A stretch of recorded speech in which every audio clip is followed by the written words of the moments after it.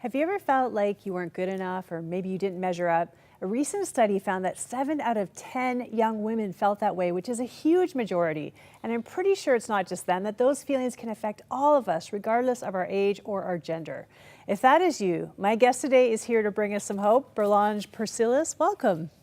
Thank you for having me, Cheryl. It's so great to have you here. And you have an incredible story. Growing up, you were affected by a disability. Tell me a little bit about why you were feeling those feelings. Well, I was born in Haiti. Growing up, I walked differently, crawled differently, per my parents would tell me. I did not feel like I belonged. So I began to have pain, lots of headaches, and we started seeing doctors, from one doctor to the next doctor. I felt like I did not belong. I was not enough. God did not love me. Other children, other people were doing things that I wanted to do, I aspired to do. I just could not do them, all because of this condition I was born with called clipochernane, also known as KTS. It's a rare disorder that affects the veins, and there's also internal issues. But the physical pain that it brought into my life is far more worse than anything else. Going back to seeing doctors, from one doctor to the next specialist, I was never able to get diagnosis. Eventually, I met a doctor that suggested for me to get my leg amputated with no guarantee that I would not feel any more pain. My parents opted out of that and rejected that option. I did not want to do that either. However, we continued seeing more doctors. Over and over from one doctor's, no, we cannot help you.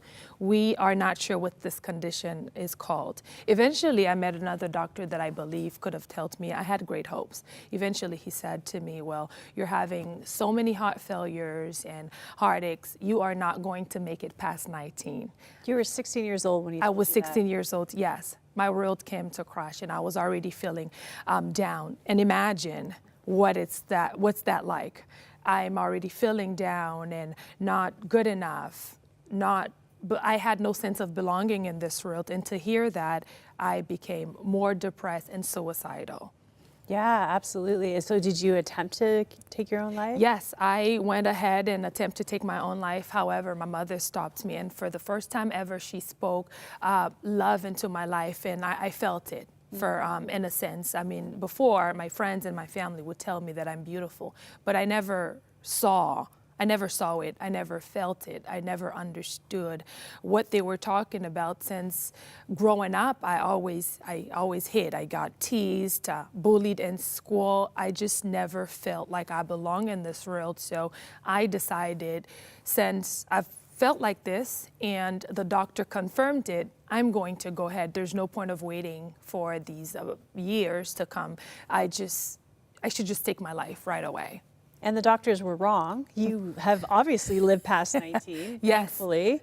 Yes. But you still had that worry and fear. Even after you made it past what the doctor said, you still were really struggling with that worry and fear. So tell me about how you were processing all of that.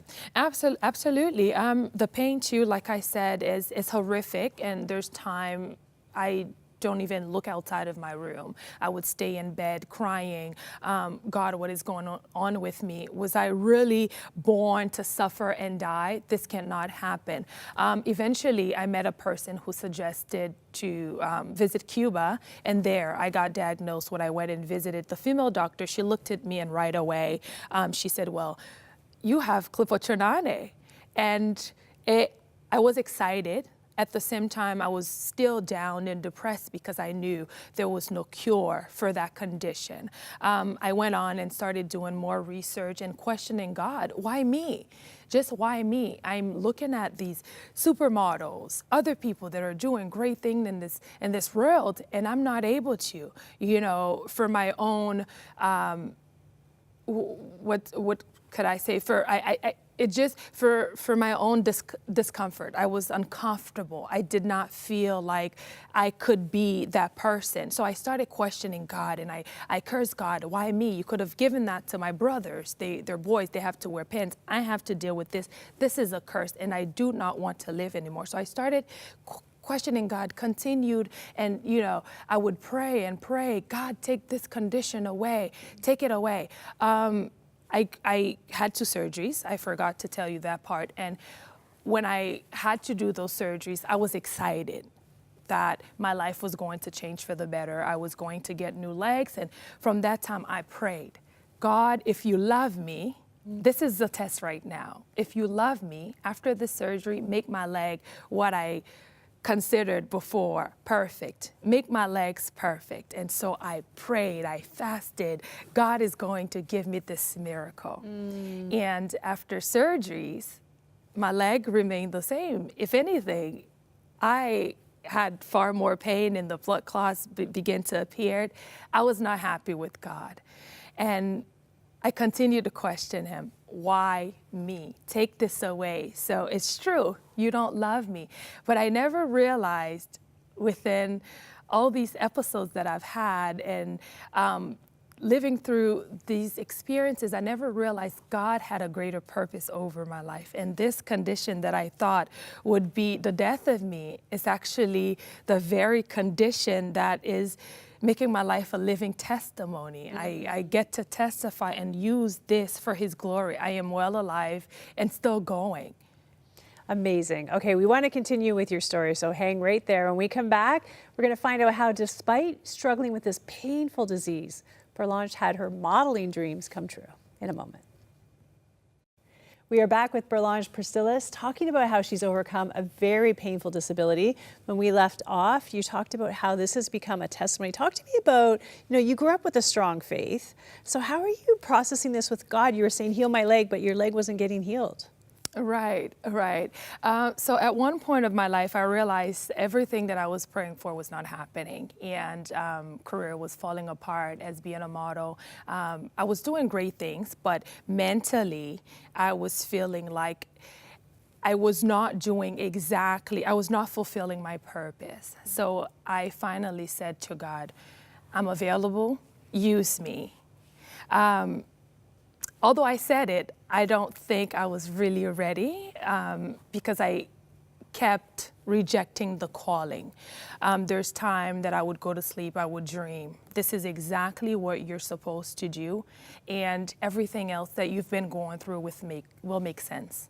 Still yet, I rejected the calling. So you had this literally in actual dreams, you would dream about your destiny, but you were not ready. Yes, no, I was not ready. I would say, no, God, not me. If I ever talk about this and put it out there, I will be judged. My career will be over. No one will like me. I've gone through the rejections. I've been bullied before.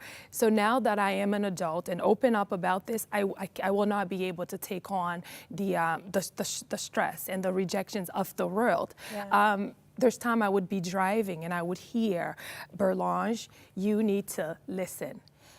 I know everything that you dream of. I am God. Until you do what I've asked you to do, nothing will make sense. And that big thing that he's asked you to do is talk about your condition. Yes, and I would confuse it as maybe my smile. Should I go around and smile at everyone because everyone would compliment my smile? But that was not it.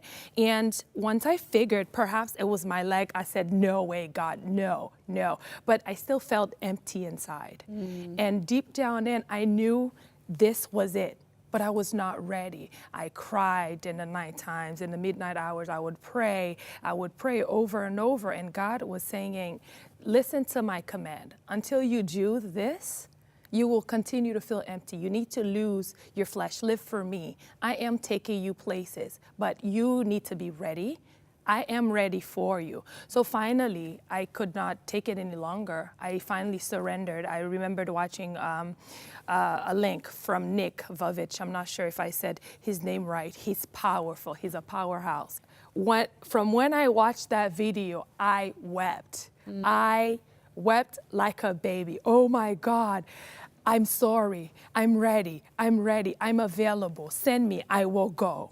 And from there on. Okay, so you surrendered to God. The most scary thing was just to talk about this condition. What happened when you did it then? You did it, right? Yes, I did it. So I decided, okay, I need to have a game plan. What am I going to do? I am in the fashion industry. No one knows about this condition. I've been rejected from when I tried to put it out there. I was rejected from that industry. So I had to come up with a game plan. I decided I am going to do a photo shoot, pretty much a campaign, and pose for myself. So I began to look for photographers, designers here. And again, everyone said no. We do not want to deal with this aspect. If you want to cover up, that's great, but we're not going to take on that.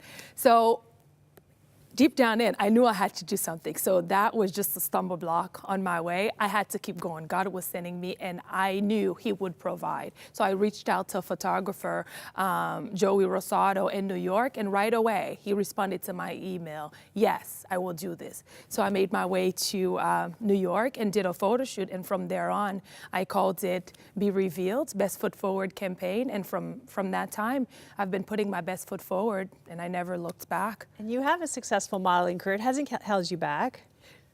Well, no, it has not, because I've been hiding it. But it's a secret that I've been keeping from the rest of the world. And now looking back and where I am now, this is my beauty. This is it. Beautiful. Oh, thank you so much. So everyone struggles to some degree with insecurity and self-esteem issues, everybody. And we all have a different narrative in our head, the reason that we don't fit or don't belong. Every single one of us, there's a moment. So what would you say to people who are watching who maybe are feeling held back by something that they're ashamed of or that they don't feel like they're good enough? What advice would you give? I would say beauty is in you. Beauty is in all of us. God created us. If He created us to resemble Him, and we look at Him, what we know of God, He's beautiful in all aspect. And who are we as His creations to think we're not beautiful? Beauty is inside of us. We are all beautiful in our own way. Whatever it is that make you feel less of a person, that you're not beautiful, perhaps it's something you heard or something that someone has told you. Use that and empower yourself. Dig deep inside and find your real beauty. What you're looking at is outer appearance, it's outer beauty, but the real beauty comes from inside. Real beauty comes from God. So we are all beautiful in our own way. That's what the Bible says, actually, that beauty is in the character, it's in the heart. And we need to start looking at each other that way. Thank you so much for encouraging. I know there's so much more, but you are an inspiration. Keep being the inspiration that you are. It's such a pleasure to have you here. Awesome. Thank you so much for having me. I really appreciate you. Thank you. Thank you. And be encouraged today. God doesn't make junk. That's what they say, and I think it's a great saying. You are not junk, you are not a mistake, and that you are beautiful. And let that beauty shine from the inside out. The minute we start looking on the outside and judging ourselves, we're going to hold back the beauty that God's put inside of us.